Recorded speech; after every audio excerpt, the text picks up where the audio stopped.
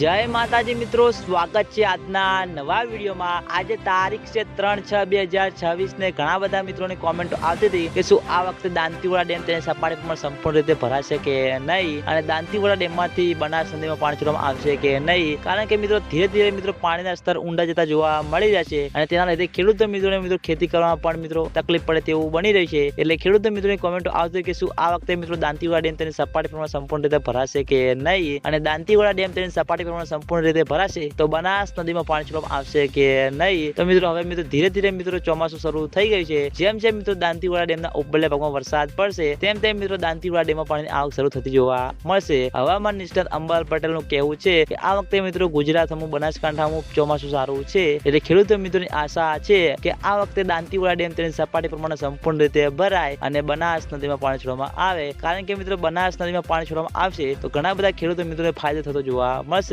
કારણ કે મિત્રો તેના લીધે પાણીના સ્તર ઉપર આવતા જોવા મળશે, અને તેના લીધે ખેતીમાં પણ મિત્રો ઘણો બધો ફાયદો થતો જોવા મળશે। કારણ કે મિત્રો પૂરતા પ્રમાણમાં પાણી મળી રહેશે ખેડૂતો મિત્રોને। અને આજના વિડીયોમાં આટલું હતું। આજનો વિડીયો તમને બધાને કેવો લાગે છે કોમેન્ટ કરી દેજો, અને ચેનલ ઉપર નવા હોય તો સૌથી પહેલા વિડીયોને લાઈક કરી દેજો, કોમેન્ટ કરી દેજો, અને ચેનલને સબસ્ક્રાઇબ કરવાનું ભૂલતા નહીં। તો મિત્રો જય માતાજી।